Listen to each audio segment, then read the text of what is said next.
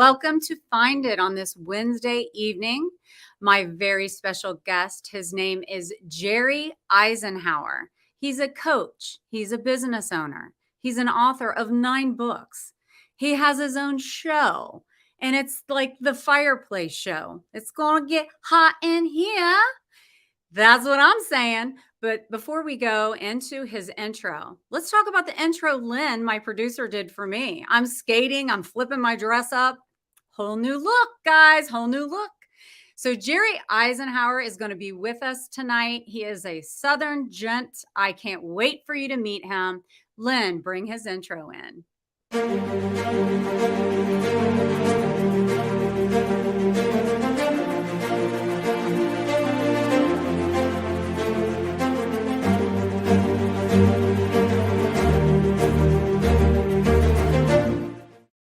Welcome to the show, Sheryl Isenhour. Well, good evening, Debbie. Do you know what a pleasure it is to have this virtual date with you tonight? How excited I am. It's amazing. I love it. Now, let's talk about first, even though you're here, you're in Vermont, see the red, you are here with us from there because you live in North Carolina. That is correct. Last week I was in Phoenix. This week I'm in Manchester Center, Vermont. Next week I'm in Tucson, Arizona. So yeah, I'm here, I'm there, I'm about everywhere, Debbie, doing the things that Sheryl does. Doing the things that Sheryl does. Now, before we got started, you made me laugh because what is your current backdrop right now? My current backdrop is Early's 50 Motel. Okay. I'm in the Palmer House in Manchester, and I'm sure it was an immaculate, in-demand place in the 1950s. It's actually not bad, but hey, the curtains back here, they might have been through Goodwill once in their life. What can we say? So it was the best background I could find for you. Sitting on this couch with a pillow as a lumbar support. Hey, but we'll rock and roll, do the best we can. How's that sound? That's right. That's right. We're going to rock and roll. Sheryl, you are so entertaining. I love your Southern charm, and you're very witty. So let it roll today, right? Let's see. Facebook user says last winter, a lot of chimneys near me collapsed. It was the worst flu season in years. There's nothing like having, a comedian in the crowd. So whoever Facebooker he is, hey, I'm sure, that was great. That was a good one right there because it's always flu season, Debbie. That's right. It's always flu season. So let's tell everybody, because you do have a lot. You have your own company. You are an author of 9 books. I have one of them right here. I actually did a picture to boost you here before we started. And you're a coach. You're a trainer. The podcast you have, I know one of them, the show, the Fireplace Show. So you're actually in Vermont now doing what? Okay, so what I'm in Vermont doing, I have 2 different things I'm doing here. One of the services we provide, Debbie, is a business analysis where we come in, we spend 2 days in the company, and what we're doing, we're coming up with the program of what a business owner needs, because a lot of business owners, they know where they want to go. Okay, it's just like having a trip and you want to go to Hawaii, but you're not sure how to book the tickets. You're not sure how to book the hotels. So what we do is we come in, we look at the strengths, the weaknesses, the opportunities, and the threats for the company. We examine their marketing, their finances. We look at the operation. We talk to the people. We interview everybody in the company. And then we write an analysis of the company and what we call a summary for them to follow in a plan to go forward, and how you're going to do this and put it into priorities of what's the most important thing and how you got to focus in. Now, additionally, I'm also a trainer. So today I was actually doing training with the entire workforce, and the training I was doing today, I do a lot of different trainings. Believe it or not, I have 770 seminars that are in the can right now that I can pull out to present at any time. So so I was doing a training today, and it was all about air quality issues, pressure issues, and performance issues. See, a lot of people don't understand. I work with a very unique niche in this world, and that niche is chimney sweeps and chimney service companies that are servicing fireplaces, wood stoves. And no, Jerry doesn't breathe much. Jerry can pretty well talk, and he goes like this. I talk for 8 hours a day, and when I talked to 15 minutes to Debbie before we started, and now we're ready to rock and roll for however long Debbie wants to go. That's right. We got warmed up. We're ready to roll. We're ready to rock and roll. But that's what I've been doing here, Debbie, which I do it all over the country. I work with two basic types of businesses. One is going to be chimney sweeps and chimney service companies, and the other is going to be home inspectors, which is another niche that we work in. But we basically work with blue collar home service contractors. Last week I was in Phoenix and I was speaking at an event for all types. It was called Vertical Track. So had about 400 to 600 people in a classroom last week when I was in Phoenix. Wow. So, what I didn't realize, I guess, is that you're kind of for any company, blue collar, you say, you're one-stop shopping. You can do it all. Right. What we do, we have, I'm not the only person in the company. Sheryl. Yeah. So Sheryl does certain things in the company, even though she actually owns her own manufacturing company. But Sheryl is a Ziegler coach, and she's also a disc assessing coach. That's right. That's the first book that Sheryl authored, because she's written 6 at this point. Yeah. So she works from the aspect of disc assessment, behavior assessment, and then she hires for about 25 different companies around the country. So we've really got a really good joker in here, whoever the Facebook user is, okay, coming all comes. And it's really amazing. When you're in a coach, and so you'll know, I'm certified by John Maxwell. I'm a John Maxwell certified coach and speaker, and I'm also certified as a sales coach. But what is DISC? Okay, so we'll explain that in just a minute. So keep that up. Facebook users are going to keep me busy out there, Debbie. That's right. You know that. So, but anyway, let's explain what DISC is. DISC is actually spelled DISC. And what this is a behavior pattern where what your behaviors are. So Sheryl, as you know from talking to her, she is very, very keen and can assess what people's personalities, what their behavior patterns are, and if they will fit right in the job that they're wanting to do. Like, you're a very outgoing person, Debbie, and I've watched a lot of people interview on these shows like this. And one of the things is, I'll be honest with you, this is a high compliment, but I think you're one of the best people I've ever seen that started this. And you do a very interesting interview. Your voice is very, very pleasant. You come out right. And I think this was something you were really intended to do. And I'm not telling you that to pump you up, but that's honestly what I see when I've watched you. I've really been amazed, because I remember when you started this, and I think you've really come on, and I'm really proud of you. Oh, Jerry, thank you. That means so much to me. That really does. I'm very moved and appreciate that. I don't even know what to say. Hey, you're very welcome. You're very welcome. And anybody that knows me, Debbie, knows compliments don't come easy for me. I tell it like it is. And, a lot of people ask me what I do for a living. And I tell them, my job is such, I get to tell business owners they suck, and they pay me for this. And telling people they suck is a definite part of my personality. I'm very good at telling people they suck. And I can tell it in a way that they actually enjoy the pain. Does that make sense? Oh, if they're a glutton for punishment, maybe, but they're hiring you to be honest. Yeah, So that's something you got on lock. Right. When you're in my business, you're not here to make friends. And a lot of times people say, hey, I couldn't hire him. I don't like him. I say, hey, if you don't like me now, you certainly won't like me after we start doing business, because I'm going to tell you everything you do wrong. Whether you want to hear it or not, that's my job. That's what people pay me to do. So what? Now, here, whoever Facebook user is needs to put their name up. They're coming up with all kinds of stuff. So y'all can see background people. So I need you or Lynn to check to see. Yeah, Lynn needs to check it out. But I have a sneaking suspicion that I know who it is. Well, we need to find out. We got a jackal out there in the audience. I could see that right now. I wanted to show this again because when we speak of Sheryl Isenhour is your wife, who I adore. There was an instant connection that I had to her. And, I love your accents. People think I have an accent, but I love. Wait a minute, stop. Yeah. Why do you say I have an accent? Yeah, totally not. See, what you got to understand is, and this is a proven fact, do you realize that the speech of the native North Carolinian is as close to what William Shakespeare spoke in his day as any in the United States? I bet you didn't know that. Are you making that up? No, I am not making that up. You can research that. That Okay. is a true statement. You got to Okay. remember, the first state that was settled was Eastern North Carolina at, which was Dare Island. And that goes back to the lost colony that disappeared.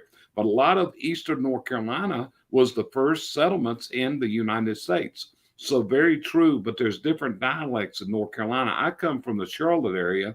So if you go into the very eastern part, it's a much different. If you go up in the upper towards Virginia, they speak with a different accent. Like they don't say McDonald's, they say McDonald's. They say things like, I'm carrying my wife to Atlanta. Okay. Now my wife Sheryl, she can impersonate Charleston very, very well. She can do a Charleston accent, which is very much on target.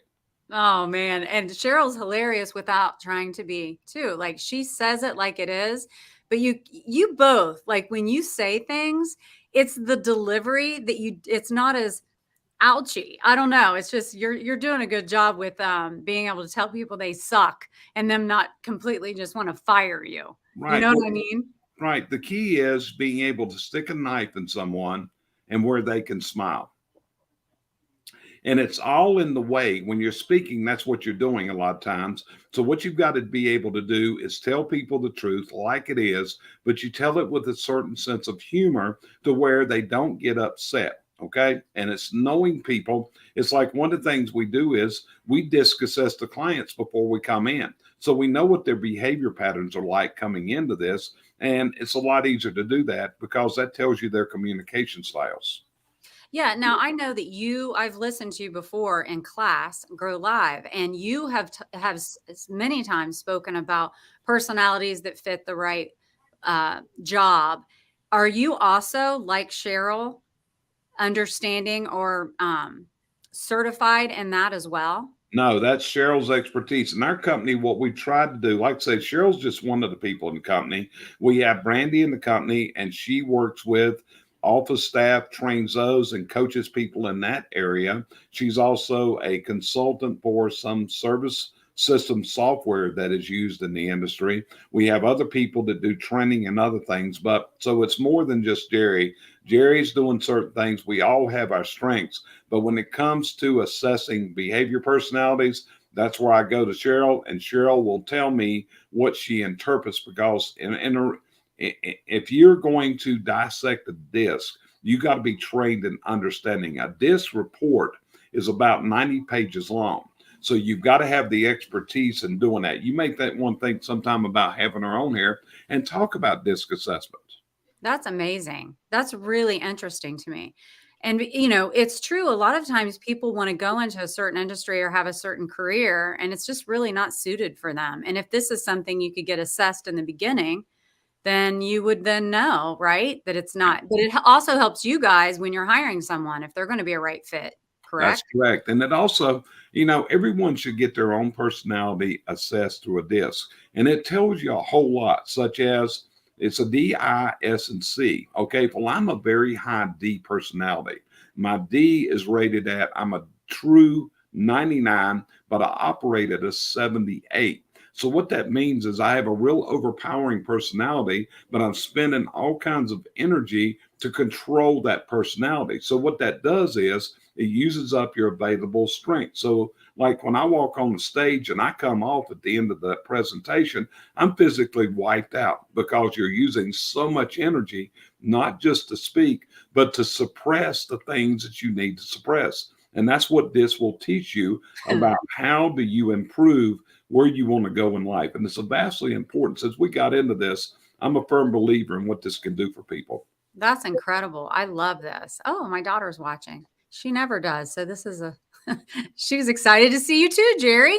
Well, good evening to the daughter. How are you? Yeah, Victoria. I didn't catch her name. Was it Victoria? Okay. Yeah, Victoria. But so explain. So I am very interested in the fact that your company is known all across the United States. Can you tell us a little bit about why? Okay, so number one, I work in a niche. Okay, in the niche, my specialization is chimney service, chimney sweeps. So for many years, I was in that business. I had a very large chimney service company, and things just went awry, and I changed my whole course, what I was doing in 2010.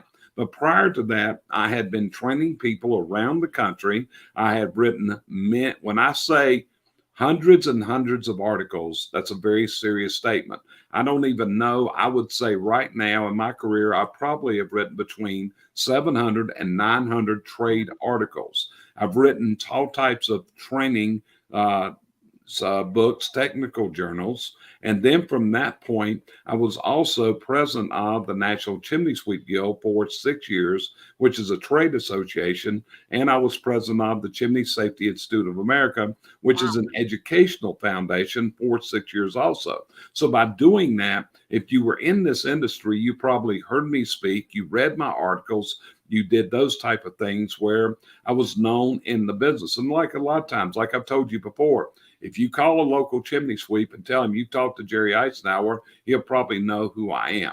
And that's where you have to work to build your authority. And that's been one of my advantages since going into coaching was I had already built my authority. And that's the hard thing.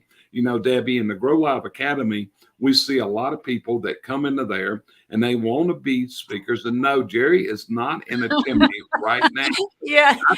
I don't know who the jackal is out there. Just so everyone who's just listening, a message just came on that said, "Is Jerry in the chimney right now?" And you do look like flames are behind you with that reddish curtain that you love so You're much. talking about the Goodwill throwaway curtain behind me back there. Okay. So, like I said, but anyway, this is one of the problems, and that is when you're in business, when you're in any business, Debbie, what you've got to do is you have to build your authority in your community. And your community is defined as following. Number one is the people that will buy from you, and number two is the people that are buying from you. Yeah. That's why writing books, building your authority. Years ago, it was all about putting out CDs and putting out cassette tapes. If you look years ago, Zig Ziglar was known as what he launched was called Automobile University. And what that was, we all had cassette players in our cars. So what people would do, they would plug in a Zig Ziglar cassette going down the road, and it was kind of labeled as Automobile or Auto University because people were doing through it. Today, it's so much easier because now we have live broadcasting like this. Anybody can set up a television studio, a broadcast studio from anywhere with an electronic device. And like right now, I don't even know how many Facebook pages that we're broadcasting on. Yeah. There's another one. What's a cassette? A cassette was back when you were probably 40 years old, whoever you are now. Okay. That's amazing. But, I want to talk about the fact that in any industry, and you've touched on this, I feel like certain people feel that you have to be in a certain type of industry to like do your own show and you're saying, no, in any industry, build yourself up, gain authority by doing all of these things like you do. You train, you coach, you've written books, you have your own shows. Don't you have 2 shows, Jerry? Yes, we actually have 2 shows. You had mentioned the Fireplace Show earlier. So the Fireplace Show, that is a show, it's a broadcast. That's what I call them, it's broadcast. It's a broadcast that is geared to consumers. And these are not my business people. These are not people that are going to buy from me. So the whole concept here is to share information about people's fireplaces, their chimneys, how to use a fireplace, safety things, what you should be looking at. So it's based to the consumer because the problem is a lot of consumers are not having their chimneys, their fireplaces checked. There's a lot of unsafe things out there in the real world, and they're not having it done. So that's the purpose of the Fireplace Show. Real quick, I'm going to interrupt you and then I want to hear about your other broadcast. But for people listening right now, we're getting into the season. As you said today, you had to scrape your windshield in Vermont, Jerry, that people are going to get ready to start using their fireplaces. What is the number one advice you'd give them right now to prepare to use it to stay safe? Well, number one, I would be getting the fireplace inspected, and I would make sure it's someone who is trained, certified. I would check their reviews. But the other thing is, and this is the bad news, you're probably going to find yourself waiting possibly weeks and months because everybody waits till right now. Chimney service companies are in business 12 months of the year. So if you wait till right now, you've got everybody else that woke up, their windshields were frosted, frozen this morning, and all of a sudden they call and say, "Hey, I want my if I get my chimney checked, can you be out this afternoon?" And it's kind of like, I don't think so. How's the first week in December? So Yeah. you need to be thinking about these things ahead of time. It's kind of like in the springtime. Everybody needs to mow their grass and they then go take the lawnmower to get it checked out and it don't run. Now they got to wait till June or July to get the lawnmower running so the grass goes knee high. So, but the thing is, there's some scary stories that happen with chimneys if they're not maintained. Yes, there are, very much so. And there's a lot of safety issues that exist with them, such as we can have chimneys that aren't performing right, and we can have health risks in our home from spillage of flue gases. Those are carcinogenic products. It can stress our hearts. It can affect our lungs, and it can also cause early onset of dementia and Alzheimer's from the combustion products when they get into your home. Oh my goodness. So that people, you need to get your chimneys checked out, inspected before you use them for sure. Okay, so now let's talk about your other broadcast. So we've talked about the fireplace show. So Okay, tell us so about the other broadcast. sure. The other show, it is geared towards our customer base. It is geared towards business owners in the chimney, the fireplace, the hearth industry, and that's different types of things with wood stoves, fireplace, and all that. So that is the Chimney and Fireplace Success Network. So on that show, we usually broadcast every Friday at 12 noon Eastern Time. And on that show, we are interviewing people a lot of times. We bring a lot of people to the table that have different skills. Like my buddy Tommy Mello, who runs A1 Garage Door out in Phoenix, Arizona, and has 29 other offices. But we've had people like Larry Wingate, we've had Tom Ziegler on there, we've had Randy Pennington, we've had a lot of really key people that are high level speakers and authors have been on that show and sharing it. And all the replays are up on our Facebook page, and they're also on my YouTube channel at CVC Coaching, which is our YouTube channel, or you can go to our website at cvcsuccessgroup.com, and you can actually pull up our library of our broadcasts from both of the shows. They're housed on our website.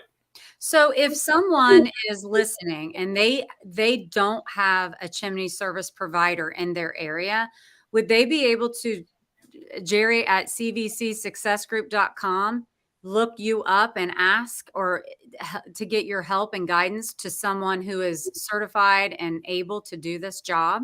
Well, actually, there are two websites out there that you can go to, Okay. and one is ncsg.org. That's the website for the National Chimney Sweep Guild, which has a certifying agency, and they certify people under what's called the Certified Chimney Professional certification. That means they've been tested for the skill levels that they have. So that's one location. The other is csia.org. That stands for the Chimney Safety Institute of America.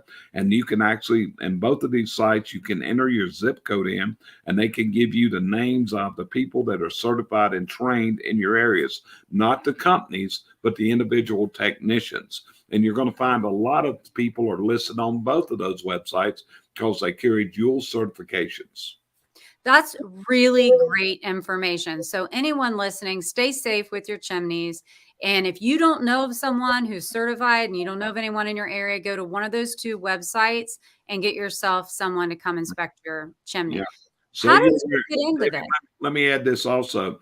Both of those groups have code of ethics. So if somebody comes out and they don't do a good job or there's a problem, as a consumer, you can contact those two organizations. And if there is a consumer complaint comes in, both of those organizations do have ethics boards. They will investigate it and help you out if you do have a problem in the field.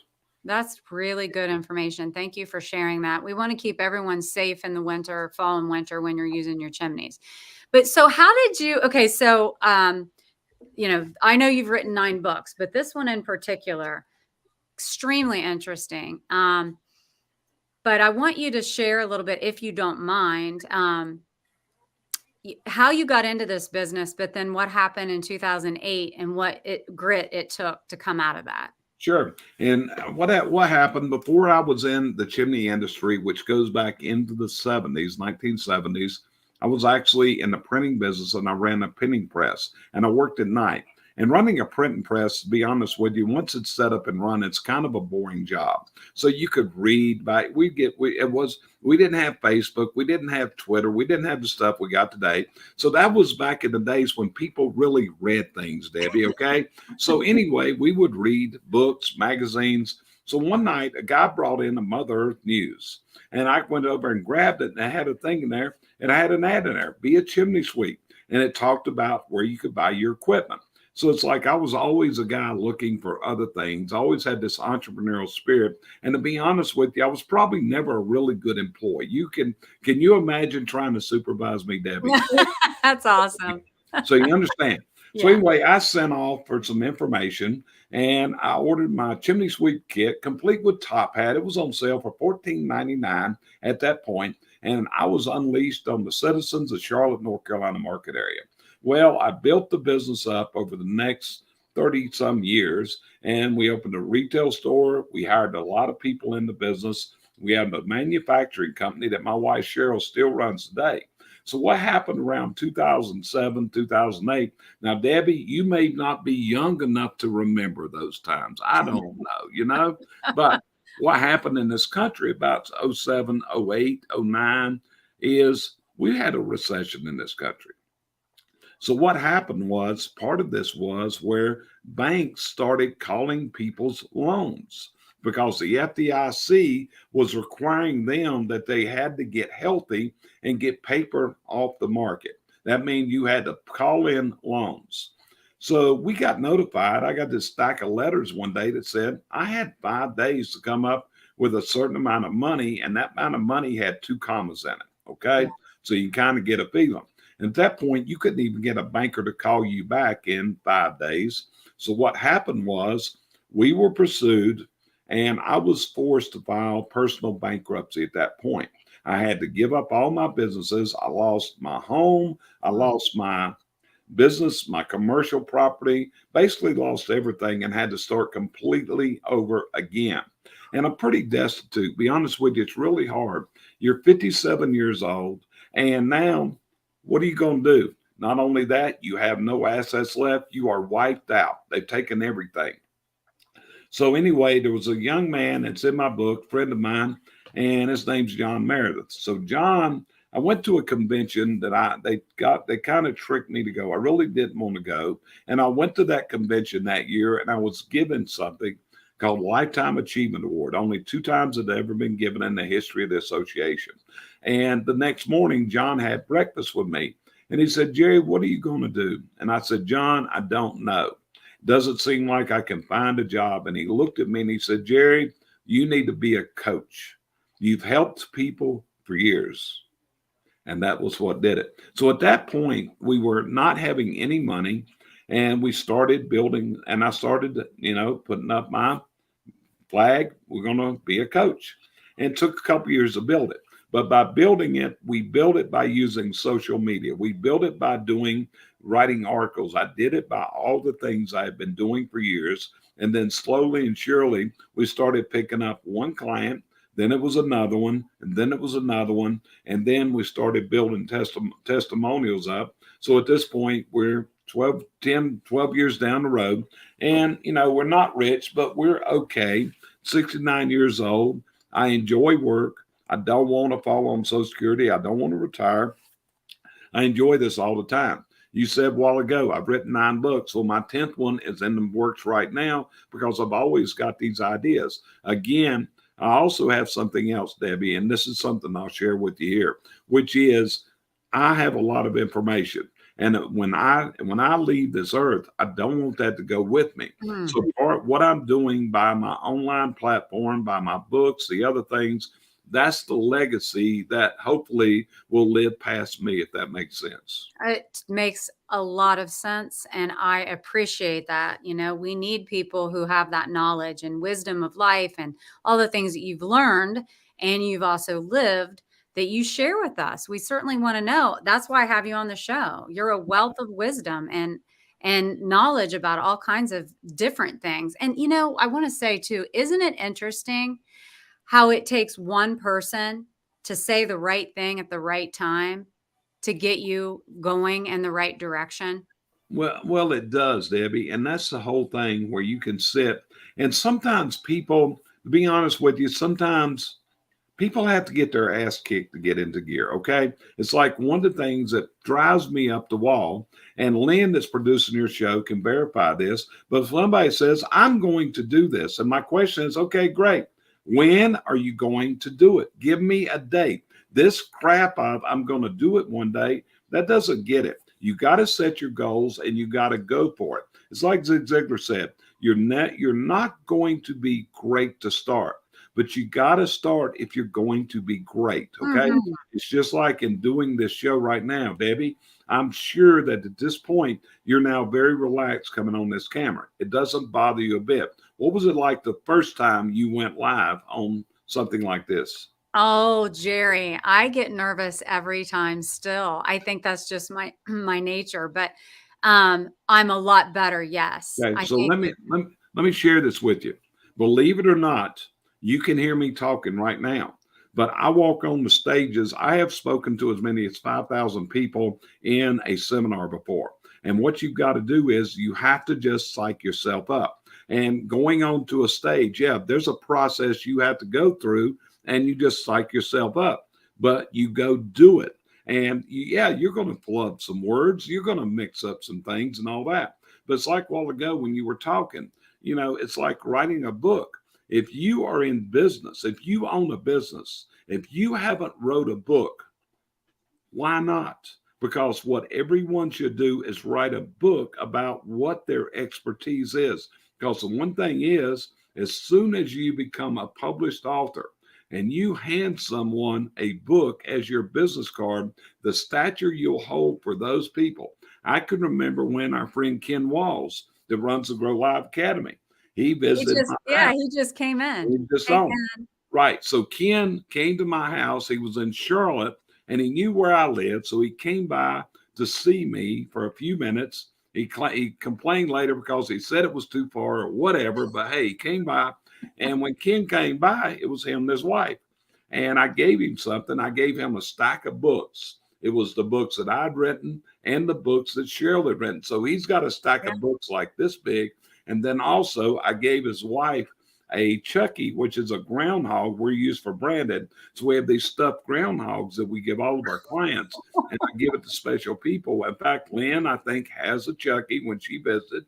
And what you got to do is come to Concord, Debbie, to get your Chucky. Okay, Can't we don't wait. ship.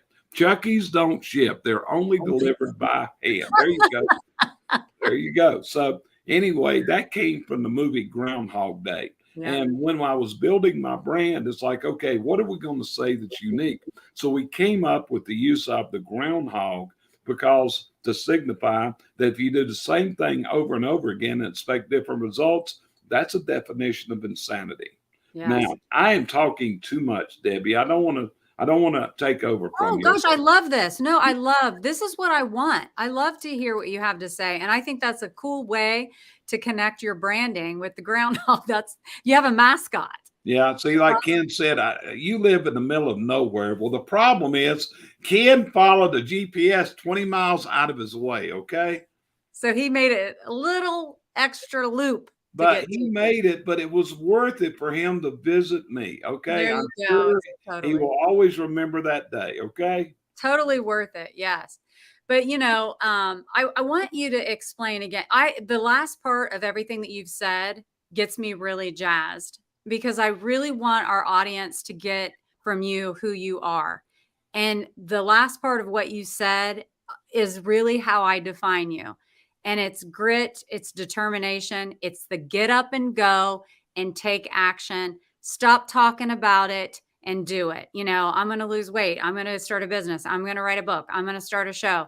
And I love that you're that way. And have you always had the get up and go and put action behind your words? I've had a lot of that ability, but what was the big, I call it the magic moment in life. In fact, the first book that I participated in was about 20 different authors went together and did what's called a collaborative book. And that was actually where I learned to write books, how you do the process, how you get it on Amazon, how you do the cover designs, everything else was how we did that. So you got to have this magic moment in life. So I told you a while ago about the bankruptcy, getting my ass kicked. Well, what happens a lot of times until you are in significant pain, and I do mean you have had your ass kicked to the curb. When that happens, then that's what activates you. Many times you just got to be in that pain.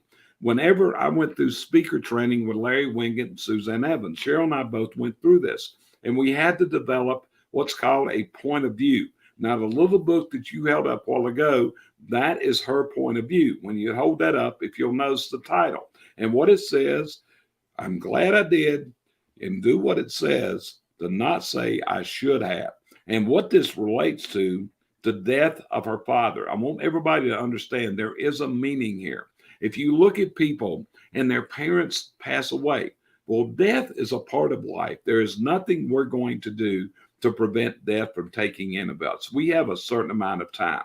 And I see this where people go in such deep sorrow and they don't celebrate the life. What they do is they're mourning the loss. And I've come to a conclusion, Debbie, that deep down inside, they're going through extreme guilt because as their parents aged, maybe they didn't take care of them. Maybe they ignored them. Maybe they didn't do it, the things they should have. That's a side of myself and Sheryl. As parents aged, we looked after parents. In fact, we had 6 people in one assisted living center at one time. I consider myself the largest customer of that assisted living center that there was short of Medicare. Okay. So these are the type things that, what you've got to do is many times you have to go through pain. Now, my point of view is, and this is what I speak from, is that change is painful. And each of us have to make the decision. Do we want to continue in the pain we're in, or do we want to go through the pain of change?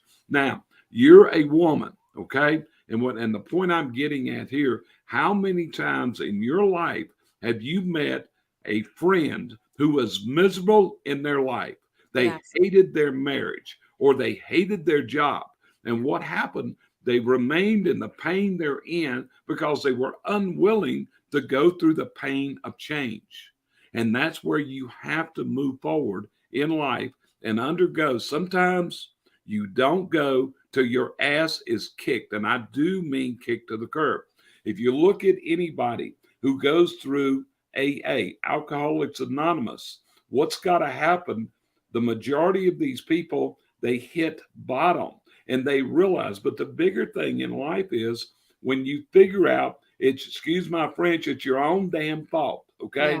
And that's what you got to do. It's like when I went through my bankruptcy, I was so mad at the bank, it was unreal. And the healing came the day that I figured out that was my fault. And today, as a coach, I failed about every way that you can fail in life. And by those lessons, that's how I help other people. It's like I tell a client, you're probably not going to go through anything that I haven't been through. The only pain I have never been through is the loss of a spouse or a child. Thank God. And it's like, if someone loses a child, I can't say I know how you feel because we don't know how they feel. Until the day that I lost a parent, I couldn't say, hey, you lost your mother. I know how you feel. That's bullcrap. You don't know how that person feels until they go through that pain, if that makes sense, Debbie. That makes so much sense. And even to expand on that, Jerry, I've always felt that we can't understand the people, their journeys. And even if we've gone through something similar, we're still not them. So we can't understand. We all take things differently, handle things differently. Some things hit us harder than others. And we're all just so unique in that way that I really feel like we can sympathize always, but knowing what someone's gone through, we Yeah. really can't. and like I said, I hate to be dealing in death, but I am a little bit. It's just like somebody and you lose the loved one.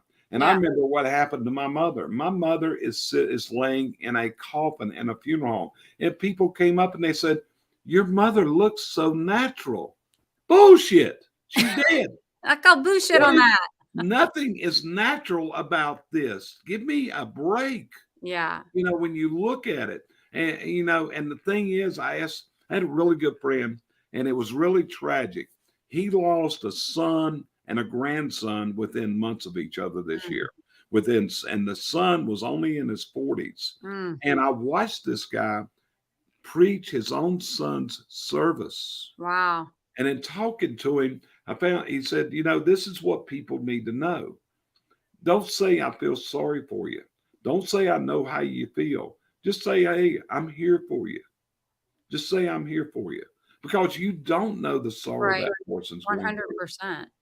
100%. Well, I know that you yourself have gone through a lot. I had the beautiful honor of interviewing with Lynn on the Lynn and Debbie show, your wife, who is an incredibly strong, amazing woman.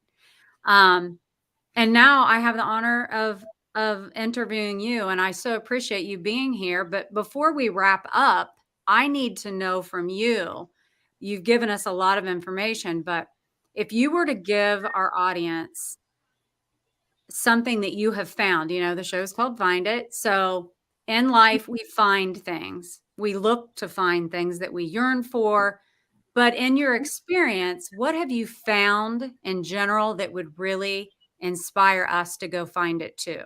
Okay, so here's what I want you to think of. I want you to think for a minute, what is the average age length of a man and a woman in this world today? What is the average age that people die? Okay. Yeah. Now, I don't, around 82 to 84 is a very common number that would be an average lifespan of a person. Now, that could change from an accident or whatever, but I want you to take that. And then I want you to deduct the age you are today. So I'm 69 years old, and we'll say that the average life is 80 years old. And what does that mean? That I have 11 years left in my life. And from that point, I'm going to do the further math, and I'm going to come up with how many days are left in your life, because that's the whole thing. Each and every one of us, we have things that we want to accomplish in this world. And the problem is those days are going away. And when you look at the average day, you've only got so many hours in a day to do these things. If you work, you got an 8-hour a day job, you got to sleep. So when you look at this, there's not a lot of hours left many times. And I don't think we realize that. And once, that day comes, and I'm sure you're aware, I had a heart attack last year, and I was sitting in the hospital and took this ride in an ambulance to the hospital. And you're thinking, okay, is this the last time I'm going to see my house? What is going to left to be, that I haven't done? What have I not said? Because now I'm going to a hospital in the middle of a COVID pandemic that's going on. I have no idea. I can still remember looking out the back window of that ambulance as it was going up the next hill, leaving my home, wondering, will I see my home again? Now, luckily, due to today's medicine, yeah, I've recovered. I'm doing pretty good. I can, I get around. You're not seeing me. My travel schedule's pretty hectic. I'm Yeah, going it is. somewhere all the time, and I can still walk and talk and breathe without help. But that's what you got to do. There's things you want in your life, and these are the dreams you hold. And if you're sitting there and you're saying, one day, well, you got to stop that crap and decide that now is the day that I start, because you're not going to be great when you start. But if you don't start, if you don't start, you'll never be great. Does that make sense? I love that. And I loved when you quoted Zig Ziglar, and I know that you're Can friends I with tell you, his family. Debbie, we got time for a few little story? Yes, sir. Okay, Absolutely. sure. Okay, so I want to share something with you, okay? And this is part of a keynote I do. I'm going to key this down to you. But, you got to have a plan. So I'm going to take you back in your lifespan, back before you were born into the 1840s. In fact, we're going to go to the year 1846. Now, if we go back into the mid parts of the 19th century, many people went west. Okay. In fact, Horace Greeley was a newspaper reporter, and one of the quotes he had was, "Go west, young man, go west. That's where the opportunity lies, is to the west." Mhm. So if we go back into the 1840s through the turn of the 20th century, we had wagon trains that were going west. You with me so far? I'm with you. Have you ever watched Wagon Train, those type of movies? Wagon wheels. Okay, so there we go. So we go back to 1846, and there was a group of people in Illinois. And this group of people that totaled 89 people decided they were going to go west. So they got together in a covered wagon. Now, here's the thing, there's a plan to follow. If you're going to go west, there's certain things you had to do, because you have to get there at a certain level or you're going to be in trouble. You also have to carry enough food, provisions, those type of things go up. So these people did everything wrong, Debbie. They listened to bad advice. Yeah. They're supposed to leave Independence, Missouri, if you're going west, in the early part of April. They didn't get out of Independence, Missouri until in May. So they were late starting.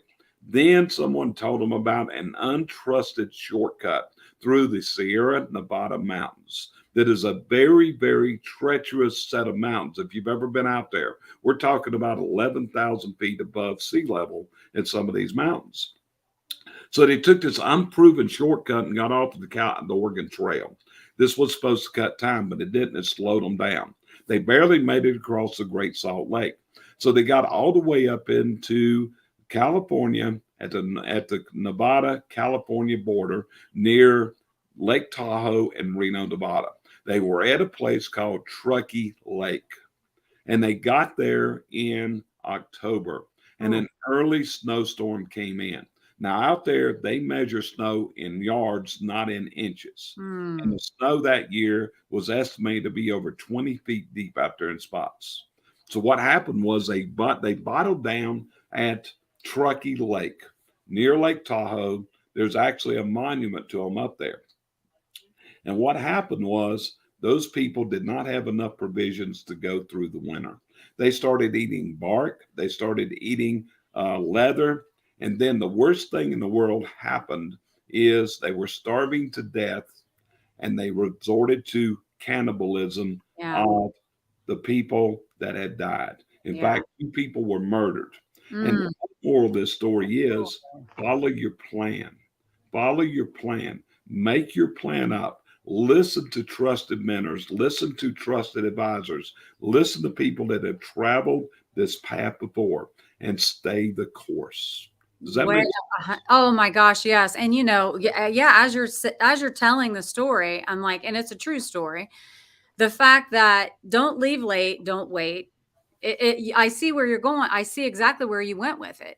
Yeah, You're saying act now. You don't know how much time you have, but right, make a plan, take action, do it. right. And don't listen to bad advice. And how do you know if it's good advice? Well, if they haven't done it themselves, That's probably it. not someone So, you want to listen to. right, the name of that party was the Donner Party. And actually, Truckee Lake was renamed to Donner Lake at this point. There's a monument on Interstate 80. Well, about 4 weeks ago, I was speaking in Lake Tahoe, flew into Sacramento, drove up to Lake Tahoe, and I had never gotten off the interstate, but I actually decided to go down into the town of Donner, and there was Donner Lake. And there, in fact, I put it on my Facebook. If you go on my Facebook, you'll see this picture. And I did a video from there that day about I was standing in the spot where and overlooking where the Donner Party was marooned for that winter. And it just hit me so hard. Yeah. I actually put together a keynote speech that I used at lunchtime at that Oh, I'm sure it presentation. resonated with them all because they probably all knew the story or some parts of it at least. Yeah. Mm-hmm. But I just, I get what you're saying. You're saying at 69 years old and going through all the things that you've gone through, and then recently, last year, having a heart attack. You can build yourself back up. You can recover when bad things happen. The time is now for you to Go be who you're meant to be. Don't wait. So that's what you have found. And Debbie, the one thing that sustained me through all the things, all the bad shit, was Sheryl. Because she said, I'm behind you. Yeah. No. Yeah. I believe it. She's a strong woman, and she was there to support you, Jerry. Yeah. Very Yeah. much so. She's amazing. You're amazing. I love you both. I'm so grateful that you're on here. And I don't know how you can say anything better than that, but is there anything else that we haven't touched on that you'd like to close us out with, Jerry? No, just you got to go for your dreams, Debbie. If you have a dream, no one is going to give you that dream. Get off your butt and go get that dream. Don't start crying and whining and all this. And the world, when you look at it, we all have the same opportunities in life. Every one of us is given 24 hours in any given day. And it's up to us of what we will do and what we'll accomplish in that 24 hours. And if we want to sit around and throw that time away, time is the one thing you cannot buy more of. And you interviewed a guy a couple weeks ago. He wasn't there long, named Ramey. I can't pronounce his best name. Okay. Ramey Albatrawi. Yeah. So he's a billionaire, but you know something? He can't buy 1 minute any more than you can or I can. We are all given this in life of 24 hours a day. So it's up to you and what you can say you did and you accomplished in life. And when it's all over, you can look back and said, I'm pleased with what I did. Oh, boom. Jerry, love it. I love it. Thank you so much for being here. Do not leave me because I want to talk to you some more in the back room. Okay. But guys, everyone, thank you so much for watching live. There will be clips of this. There'll be the full version you're able to watch on YouTube at any time afterwards. So share it with your friends. And I appreciate everyone for being here from the bottom of my heart. And we will see you next week at the same time. Bye-bye. Bye-bye. That floats around me, keeping me